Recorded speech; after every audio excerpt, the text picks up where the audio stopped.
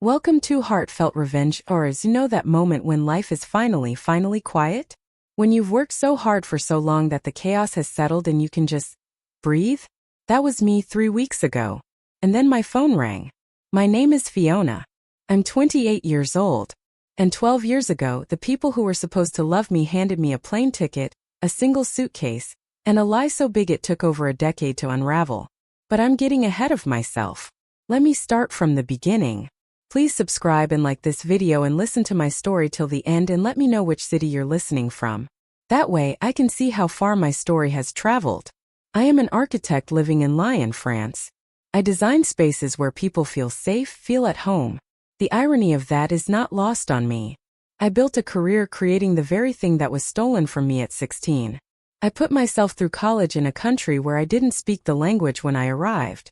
I learned French from library books and late-night television, and the patient woman at the boulangerie who always corrected my pronunciation with a kind smile. I cried myself to sleep more nights than I can count. And then one day I stopped crying. I built something real, something mine. And just when life felt solid, the ground cracked open. It was a Tuesday afternoon. I was sitting at my drafting desk in Lyon, reviewing blueprints for a renovation project, a beautiful old building near the river. My coffee was going cold. My phone buzzed. Unknown number. French area code I didn't recognize. I almost didn't answer. Miss Ashworth. The voice was formal, measured, like someone who delivers bad news for a living and has learned to carry it gently. My name is Edouard Marchand. I'm an estate attorney based in Provence. Estate attorney. My stomach dropped straight to the floor. Someone had died. I'm calling regarding Celeste Beaumont, he continued. Your maternal grandmother. I nearly dropped the phone. My hand was shaking. I pressed it harder against my ear like somehow that would help me understand what he was saying. I'm sorry, I managed. My grandmother? Yes. I regret to inform you that Madame Beaumont passed away 2 weeks ago.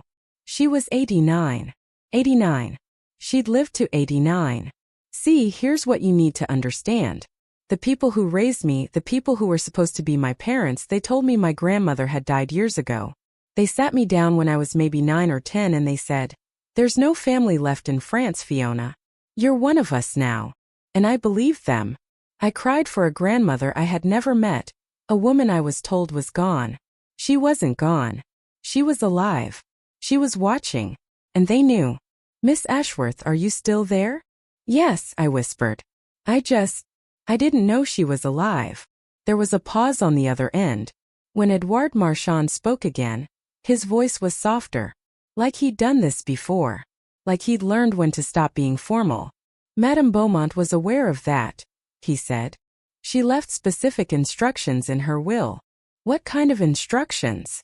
You are her sole beneficiary, Miss Ashworth. He paused.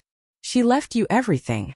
The vineyard estate in Provence, the villa, her investments. The total value of the estate is approximately 23 million euros. 23 million. I stood up from my desk. Sat back down. Stood up again. There's something else, he said, and his tone shifted just slightly. The kind of shift that means the next sentence is going to cost you something. Your grandmother hired private investigators to track your life after you arrived in France 12 years ago. She knew where you were. She knew what you accomplished. I couldn't speak. A woman I had never met, a woman who shared my blood, had watched me stumble off a plane at 16 in my pajamas with a suitcase and no French and no plan. She had watched me survive. She had watched me become something. And she never once reached out. Why? I whispered. Why didn't she contact me? She had her reasons, he said quietly. They're explained in a letter she left for you. He paused. But first, there's a complication. Of course there was. Someone is contesting the will. Who? I asked, even though some cold, quiet part of me already knew. Your adoptive parents, he said. Robert and Donna Ashworth. Oh, that laughter, it sounds wrong, doesn't it? Laughing at something that isn't funny.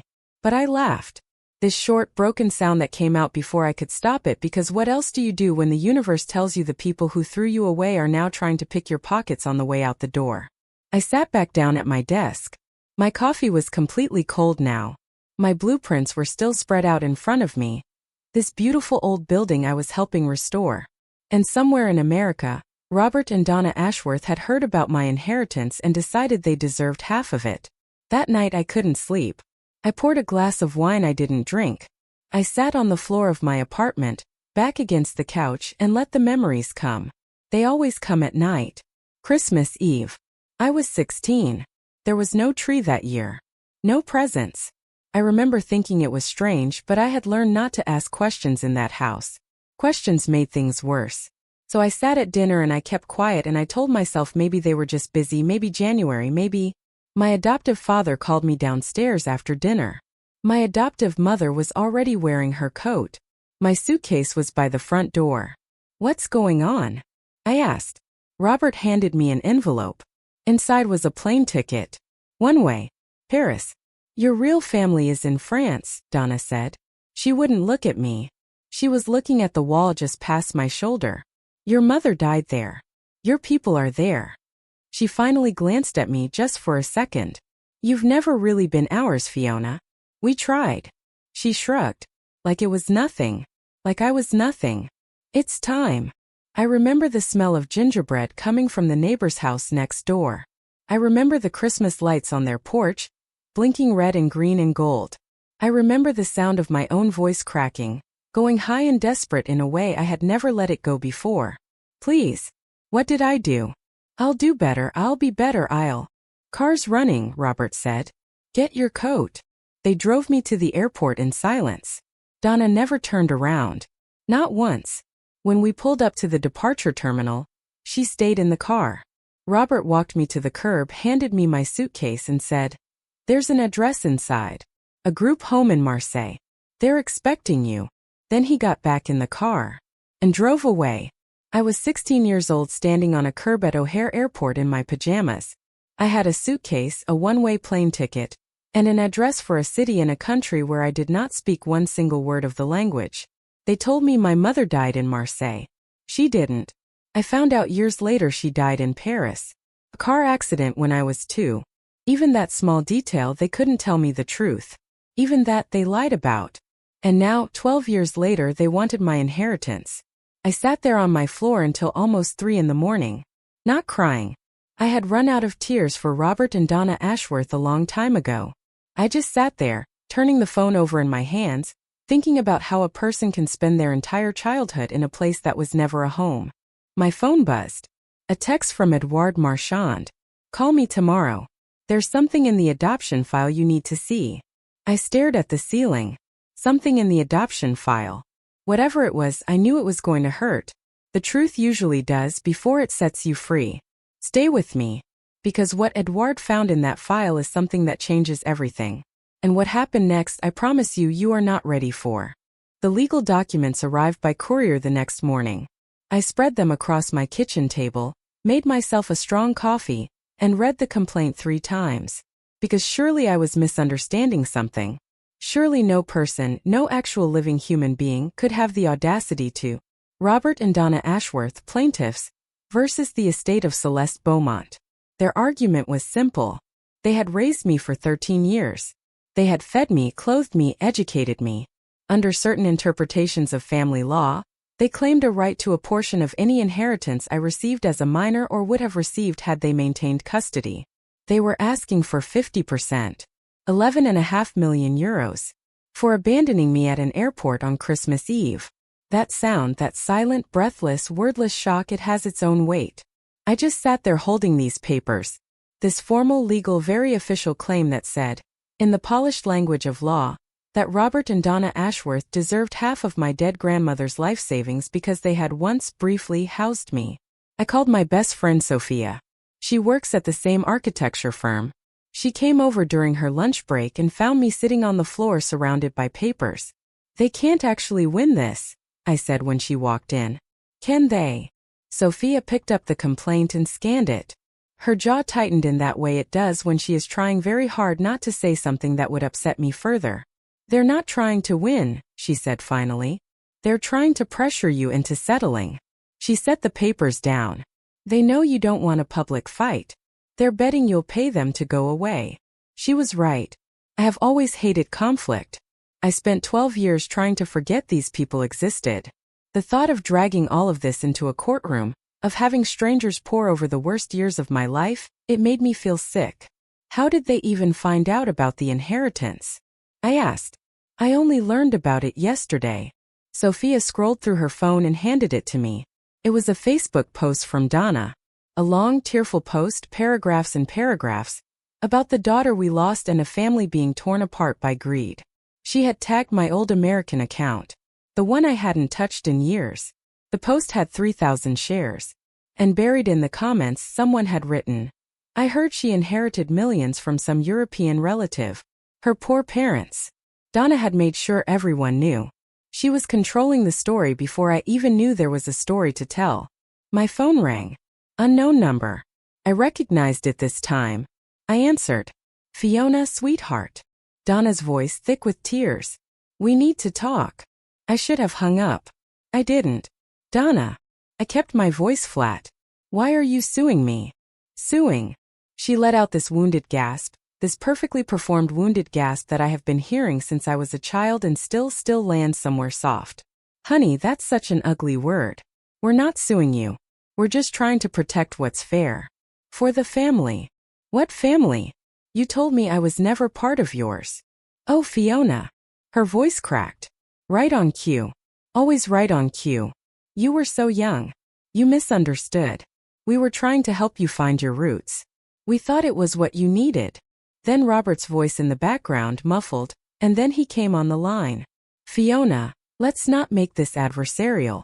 Your grandmother, rest her soul, she didn't know our family. She didn't know how much we sacrificed for you. If she had, she would have wanted us included. You sent me away. We sent you to find your heritage. That's different. I was 16. I didn't speak French. I ended up in a group home. And look at you now. Donna was back on the line, her voice lifting. You turned out fine. That proves we made the right decision. And that right there I laughed. I actually laughed out loud, this helpless, disbelieving laugh that I could not stop. You're serious, I said. You actually believe that? We believe in family, Robert said, unmoved. Unlike some people. I took a breath. Here's what I believe, I said, and my voice was steadier than I expected. Steadier than I felt. I believe I'm done with this conversation. I believe your lawyers can talk to my lawyer. And I believe that if you contact me directly again, I'll consider it harassment. Fiona. Goodbye, Robert. I hung up. My hands were shaking. But something inside me felt solid for the first time in days. Something had settled. I had spent 12 years imagining what I would say to them if I ever got the chance. Now I knew. Not much. They didn't deserve much. 2 days later, Donna called again. Different number this time because, of course. Baby girl, please don't shut us out. We miss you so much. All those years apart, it broke my heart. Her voice was trembling. Mommy just wants to make things right. I let her talk. I wanted to understand exactly what I was dealing with. We can be a family again, she continued. All this legal nonsense, it's just paperwork. What matters is that we love you. If you love me, I said slowly, why are you suing me? We're not suing you, sweetheart. We're protecting you. That French lawyer, he doesn't have your best interests at heart. He's after his fees. But we know you. We raised you. Then Robert again. Speakerphone. Fiona, let's meet in person. In Provence.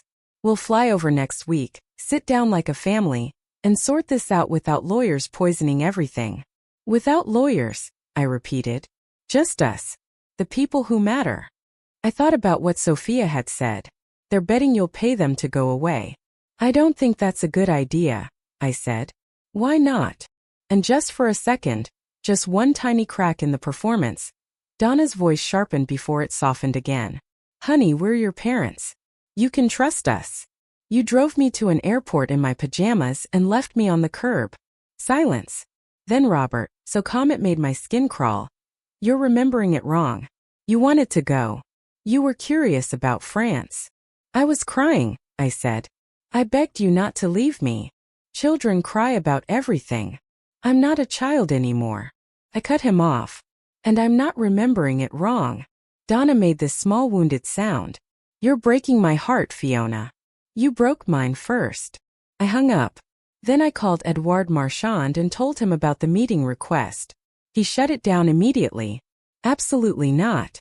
That's a negotiating tactic. They want to pressure you before you understand your legal position. A pause. Harper, there's something I need to tell you.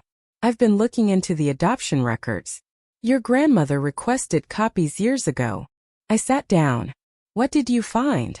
Robert Ashworth worked in banking in the early 2000s.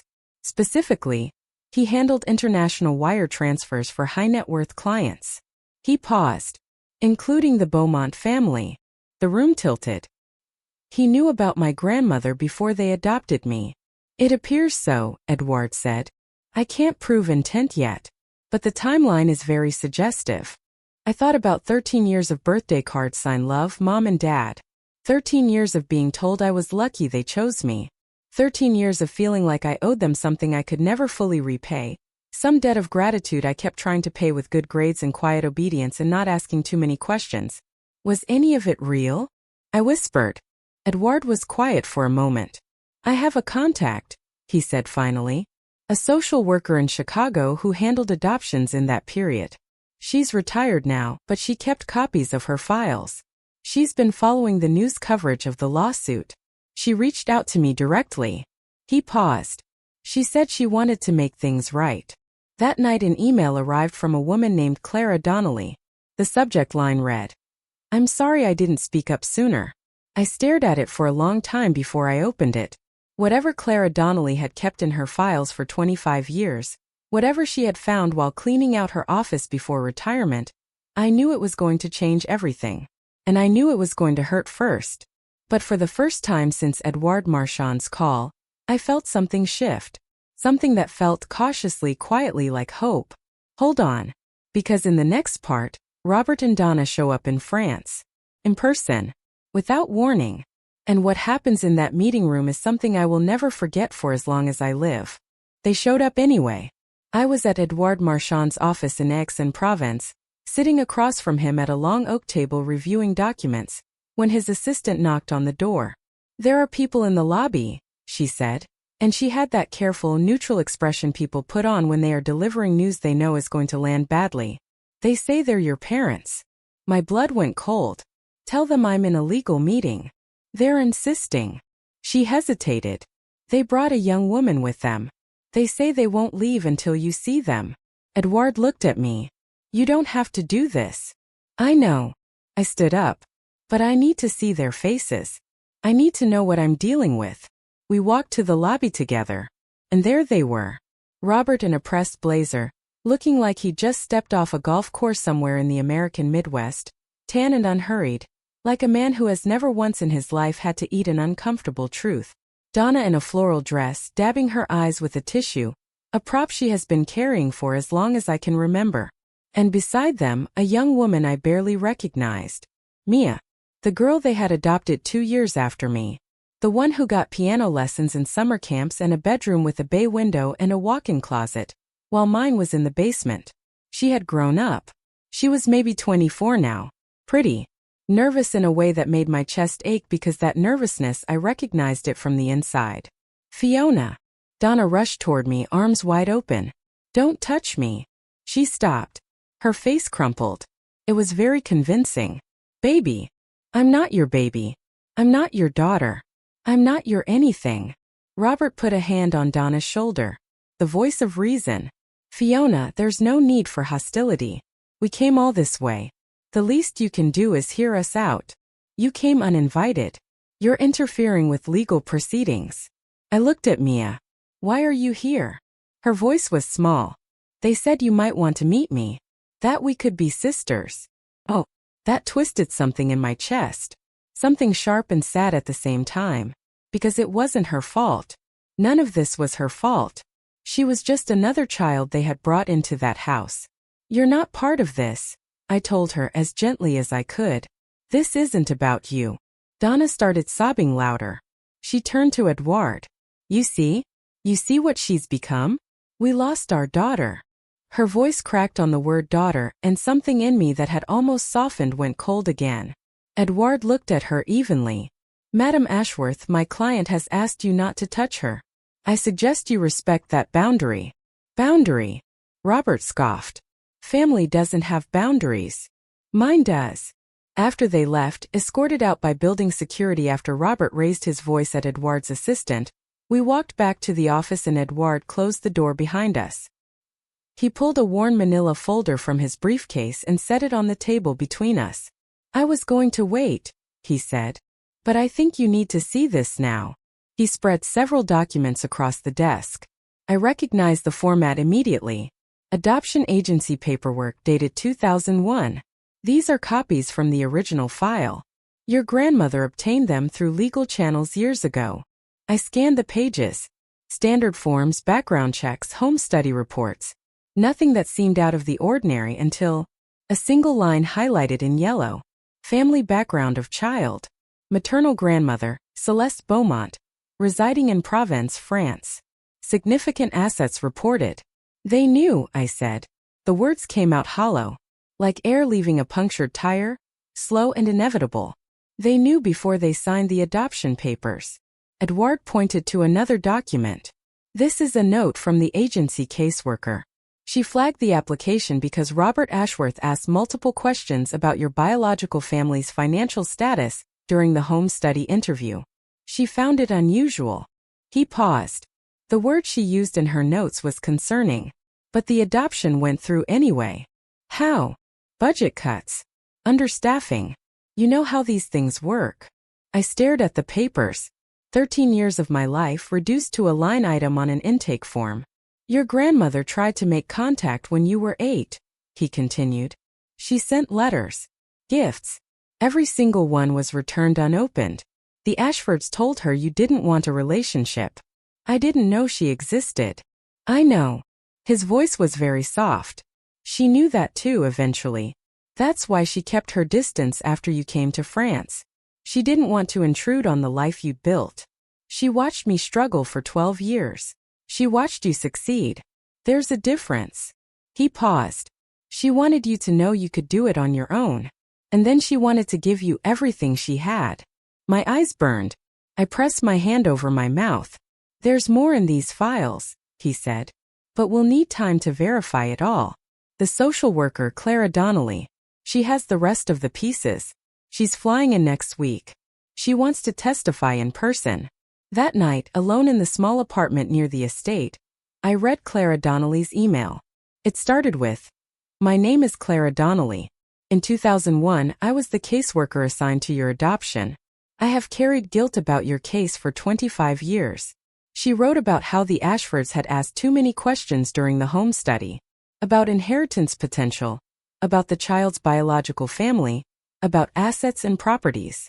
She wrote that she had flagged her concerns and been told by her supervisor she was being paranoid. She wrote that she had let it go, and that she had never stopped regretting it. Then she wrote about what she found last month while cleaning out her home office before retirement. A backup file she had forgotten she kept. And inside it, an email Robert Ashworth had accidentally copied to the adoption agency while corresponding with his private attorney. An email that discussed, in plain terms, the long-term financial potential of the child and establishing legal parenthood as a prerequisite to inheritance claims. The date on that email was December 15, 2014, 9 days before Christmas. 9 days before they drove me to the airport. Clara had attached a scan of the original. She had verified its authenticity. She ended her email with this. "I don't know if this helps your case. I hope it does. But more than that, I want you to know you were never the problem. You were never unlovable. You were a child who deserved better and the system failed you. I'm sorry I didn't fight harder for you back then. I'm fighting now that I sat in the dark for a long time after I finished reading." 9 days. They had planned it 9 days before Christmas. All those years I had spent wondering what I did wrong, what I could have changed, what was broken in me that made them look at me and see something they needed to throw away. Nothing. The answer was nothing. It was never about me. It was always about money, and now in that office in Aix-en-Provence, with Clara Donnelly flying across an ocean to testify, and my grandmother's letter sitting sealed in a manila envelope, the truth was finally catching up to them. The Ashfords requested a family meeting before the formal mediation hearing. Against Edouard's advice, I agreed. But with conditions. Public place. Witnesses present. No private conversations. They chose a cafe in the center of Aix-en-Provence. Old stone walls, wooden chairs, the smell of coffee and warm bread. When Sophia and I arrived, I understood immediately why they had picked it. Robert had brought an audience. Four well-dressed Americans were seated at nearby tables, positioned too perfectly to be coincidental. Business associates, I guessed. Or character witnesses. People who could later say they had seen Fiona Ashworth be cold and unreasonable to her loving, devoted parents. Donna spotted me first. She was wearing a cream cardigan. Soft. Maternal. Her eyes were already glistening. Fiona, thank God. She reached across the table for my hand. I didn't give it to her. Robert got straight to business. We've discussed it with our lawyers. 40%. That's a fair compromise. 40% of what you're not entitled to. Of what we earned. His voice stayed measured, but his jaw tightened. 13 years of raising you. Do you have any idea what that cost us? I wasn't aware that parenting came with an invoice. Donna made a small wounded sound. We sacrificed everything for you. Robert turned down a promotion to spend more time at home. I thought about my bedroom in their basement. I thought about Mia's bedroom upstairs with the bay window and the walk-in closet. I thought about every school play nobody came to. Every birthday cake I baked myself. Every night I fell asleep listening for footsteps on the stairs that never came. Is that what you told yourselves? I said. It's the truth. Robert leaned forward. Your grandmother didn't understand our situation. If we sit down together, just us, without lawyers, I think we can make her estate understand that family should come before paperwork. One of the American men at the next table nodded approvingly. I noticed. You planned this, I said quietly. You wanted witnesses. You wanted people to see me refuse. Robert's smile didn't waver. I wanted people to see who you really are. Fine. I stood up. Then let them watch. Donna stood too. And then she did something I should have seen coming but somehow still shocked me. Her voice rose, pitching upward, loud enough to carry across the entire cafe. You all need to understand something. She pressed a hand to her chest. We rescued this girl. Her mother was a drug addict who died in the streets. We gave Fiona everything. A home, an education, a future. And this is how she repays us. The cafe went quiet. Heads turned. Sophia's hand found my arm. My mother was a school teacher. She taught second grade in Paris. She was sober her entire life. She died in a car accident when I was 2 years old. She left behind photographs and a grandmother who sent letters for years that I never received. My mother was a school teacher, I said. My voice was very calm. She died in a car accident when I was 2. She was sober her entire life. That's what they told you. Donna's eyes glittered. But we saw the records. We know what kind of family you come from. Robert stepped in. His voice heavy with performed sorrow. Fiona has always had difficulties. We tried therapy. We tried everything. But some children. He shook his head. Blood will tell. The Americans murmured sympathetically. One woman reached out and patted Donna's arm. I stood there frozen. The lies were so enormous, so shameless, delivered with such practiced grief, that for one long moment I had no idea how to respond. And then a voice cut through the noise. I don't know who you people are. An older French woman had risen from her table near the window. Her back was straight. Her expression was disgusted in the particular way that only the French can manage, the kind of disgust that carries centuries of civilization behind it. But I know what I am hearing, she said. And if this is how Americans speak about their children in public, to strangers, then I am ashamed for you. The cafe went silent. Donna's face flushed red. I looked at her. Really looked. And I saw it, the panic behind the performance, the calculation running underneath the tears, the way her eyes were already measuring, already recalibrating. I'm done here, I said. The next time we speak, it will be in front of a mediator. And I will have documentation that proves everything you just said is a lie. Robert's smile finally cracked. Documentation. Letters. Records. Emails. I paused. You should have been more careful about who you CC'd. I walked out before they could respond. I made it 3 blocks. Then my legs started shaking and Sophia caught my arm and steered me into a quiet alley between buildings. I leaned against the old stone wall and just breathed. She called my mother a drug addict. My voice cracked on the last word. In front of strangers. She was a teacher. She taught 2nd grade. I know. Sophia's hand was warm on my shoulder. They're desperate. That's what desperation looks like. It looks like cruelty. It looks like people who already know they're going to lose. I wiped my face with the back of my hand. The shock was burning off now, replaced by something cleaner and hotter.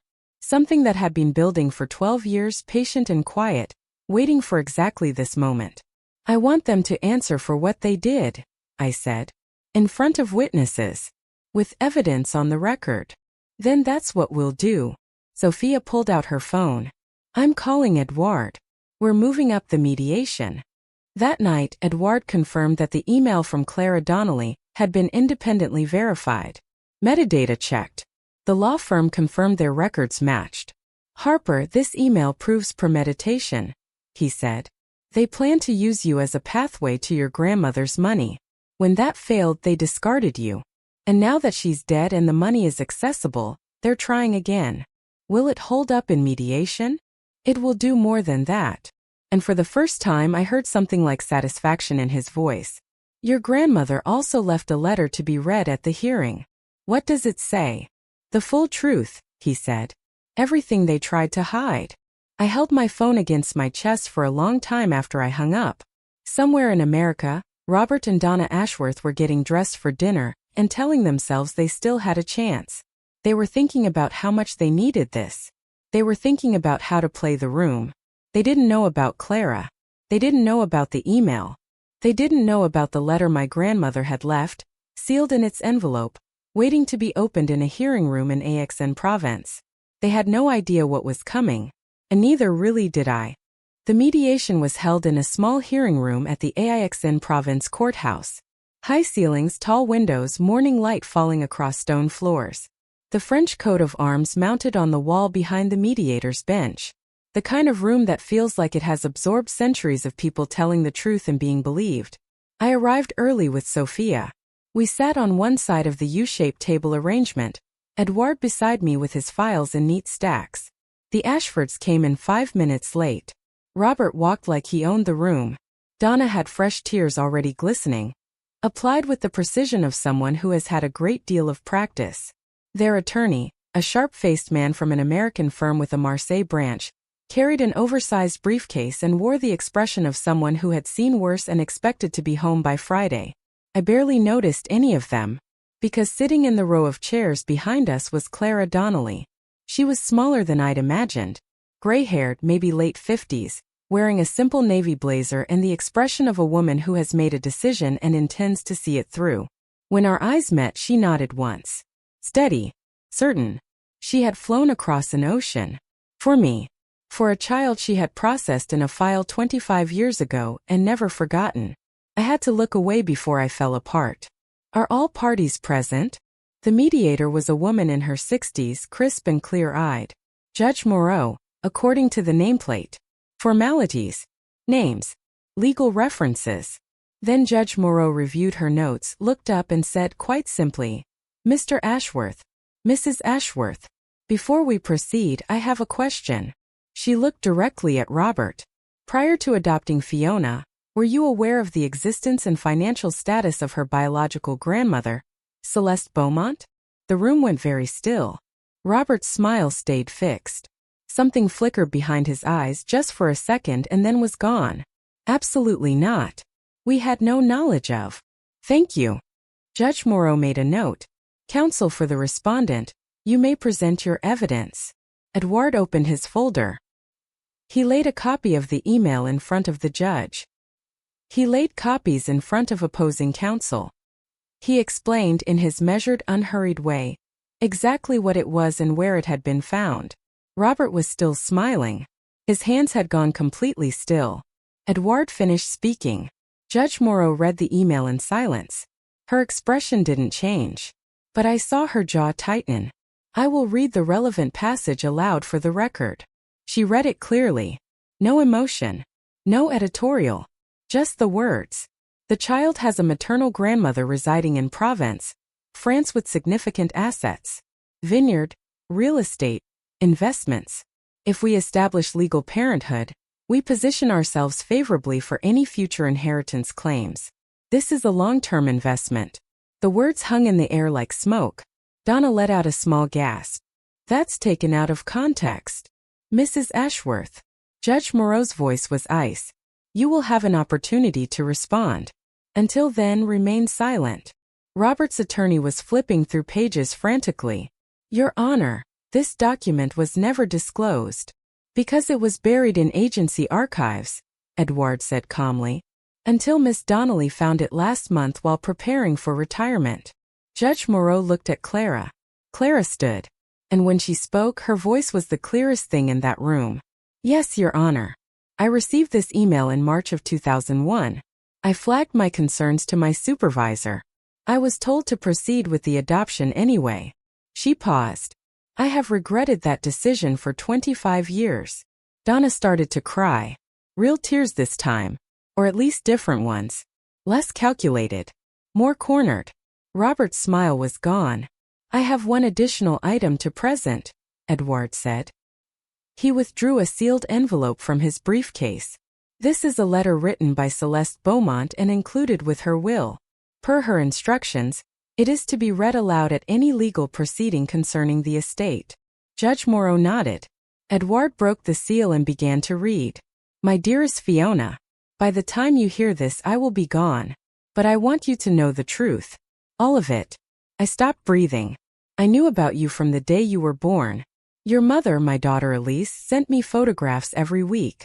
When she died in the accident, I was devastated. I wanted to raise you myself.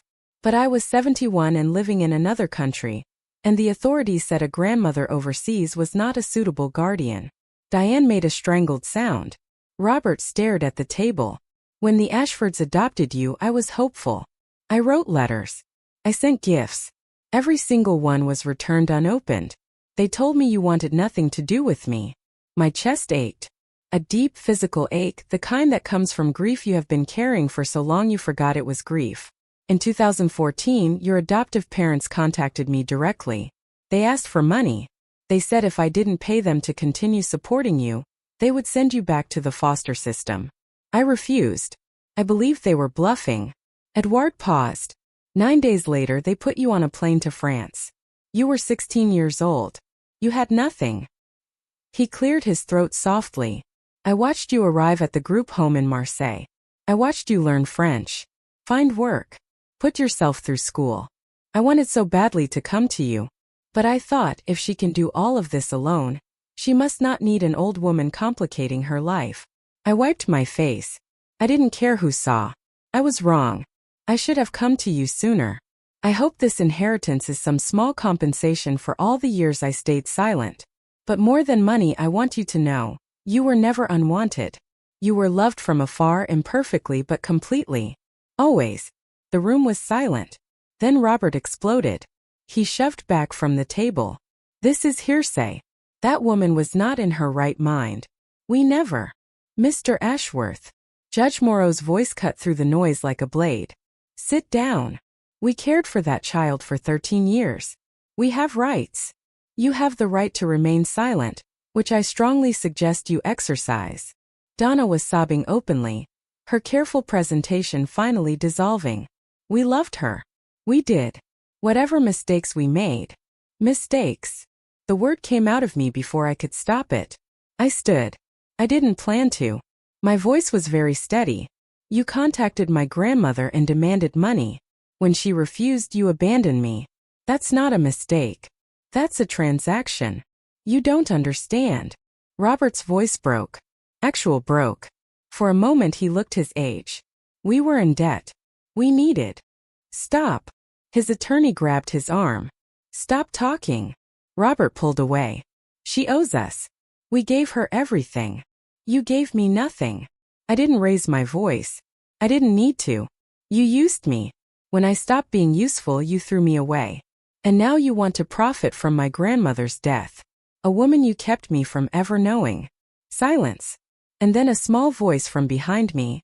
It's true. Everyone turned. Mia had stood up. Her face was pale. Her hands were clasped in front of her. But her voice did not waver. I heard them, she said. Years ago. I was maybe 12. They were fighting about money and, she swallowed. Dad said Harper was a losing bet. He said they should have cut their losses sooner. Donna's face went white. Mia, sweetheart, you don't know what you're saying. I know exactly what I'm saying. Mia looked at me then, and her eyes were full of something I recognized. The weight of carrying someone else's secrets. I'm sorry, Fiona. I should have said something sooner. I was scared. Mia. Robert's voice was a warning. No, Dad. She shook her head. I'm done being scared of you. Judge Moreau let the room settle. She folded her hands. I've heard enough. She looked at Robert and Donna Ashworth. The claim brought by the petitioners is rejected in its entirety. Donna let out a sound that was almost a wail. The evidence presented today demonstrates that the petitioners adopted Fiona, with the explicit intention of accessing her biological family's wealth. When that plan failed, they terminated their parental responsibilities and abandoned a minor child in a foreign country. She paused. This is not a family dispute. This is attempted fraud. Robert had gone gray. The petitioners will bear all legal costs for both parties. Furthermore, I am referring this case file to the appropriate authorities for investigation into potential adoption fraud and child abandonment. The words landed like stones dropped into still water. This mediation is concluded. Judge Moreau gathered her papers. She looked at me, and something that was almost warmth crossed her face. Miss Ashworth, you are the sole and rightful heir to Celeste Beaumont's estate. Your grandmother would be proud of you. Then she was gone. Donna rushed toward me. Arms open. Face destroyed. Harper, please. We can work this out. I'm your mother. You were never my mother. Fiona. I don't need your apology. I don't need your explanation. I looked at her.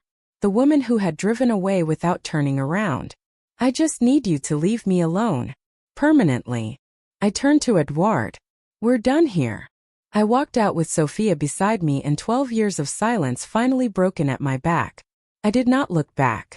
3 days later, a French journalist who had been in the courthouse covering an unrelated case ran a story. A regional paper first. Then larger outlets. Then across the Atlantic. American couple sues adopted daughter for inheritance. Court reveals 16-year fraud scheme. Donna's Facebook went dark. Robert's LinkedIn disappeared. Someone posted that they'd been asked to resign from their country club. The comments were brutal. Part of me felt something like satisfaction. A larger part felt hollow. They're getting what they deserve, Sophia said. Maybe. I stared out at the vineyard from the terrace of the villa. But this doesn't fix anything. My grandmother is still dead. I still grew up thinking no one wanted me. That's true, she said. But now the world knows the truth. That matters. A week later, Clara Donnelly sent me another email. The Child Welfare Office in Illinois had opened a formal review of the Ashfords adoption case. Investigation into fraud during the application process. This won't undo what happened to you, she wrote. But maybe it will prevent it from happening to someone else. I'm rooting for you. I closed the laptop and walked outside to look at the vineyard. Somewhere in America, Robert and Donna were watching their reputation collapse in slow motion. I felt nothing. And that, I realized, was its own kind of freedom. Donna called one final time. I almost didn't answer. Something made me pick up. Her voice was different. No performance left in it. Just cold and flat and defeated. I hope you're satisfied. You've destroyed everything we built. Because you couldn't just be grateful. Grateful for what? For a home. For parents. For 13 years of our lives. I sat down on the stone wall outside the villa. The evening sun was warm on my face. The vineyard was very green. Donna, I said, you didn't give me a home. You gave me a basement room. You didn't give me parents. You gave me investors who expected returns. I paused. And you didn't give me 13 years. You gave me 13 years of waiting for the other shoe to drop. I just didn't know what it was until now. You're going to end up alone, she said. Sharp now. No family. No one who really knows you. Just money and strangers. Maybe, I said. A bird landed on the vineyard fence. But I'd rather be alone by choice than surrounded by people who only keep me around when I'm profitable. Silence. You were never an easy child, she said finally. Like what? I said. Successful? Independent? Unwilling to be manipulated. She hung up. I blocked her number. Then Robert's. Then I sat in the fading light and felt something release in my chest. A tension I had carried so long I had forgotten it was there.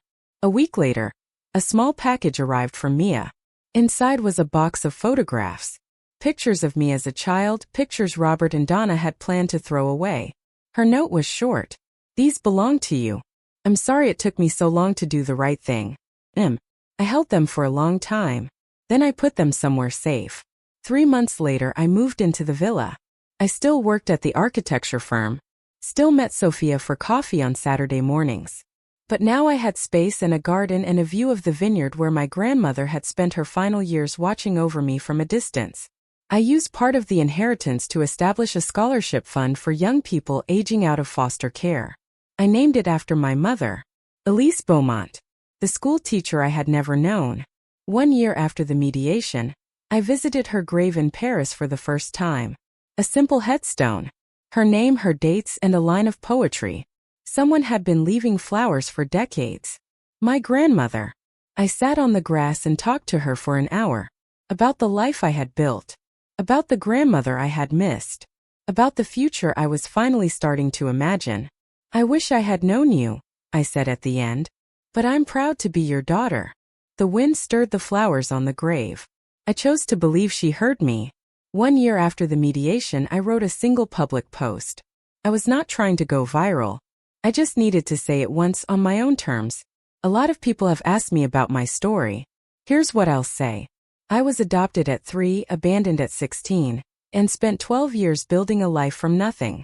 Then I inherited money from a grandmother I never knew, and the people who abandoned me tried to take it. They failed. But this is not a revenge story. I don't hate Robert and Donna Ashworth. Hating them would mean they still have power over me. They don't. They lost that power the day I stopped letting their version of family determine my worth. The post was shared over 50,000 times. I stopped counting after that. A month later, Mia sent me a message. She had moved out of her parents' house. She was working, going to therapy, trying to understand the family she had grown up in. I know we're not really sisters, she wrote. But I'd like to be friends someday, if you're open to it. I thought about it for a long time. Then I wrote back. I'd like that too. Not forgiveness. Not forgetting. Just forward. And that finally was enough. Tell me in the comments, have you ever had to choose yourself over people who were supposed to love you? Have you ever had to walk away from a title, a mother, a father, a family, and rebuild from the ground up? I really want to know. And if you've dealt with something similar, share your story. You're not alone. Subscribe for more stories about standing your ground and reclaiming your life. Here is what I know after all of it. You don't owe anyone your loyalty just because they have a title. Those words, mother, father, family, they mean nothing without the actions to back them up. Setting boundaries isn't selfish. It's how you protect your peace. And sometimes the bravest thing you can do is walk away from people who only see you as a means to an end. You are not defined by the people who failed you. You are defined by who you choose to become. Thank you for staying with me until the end. Take care of yourself.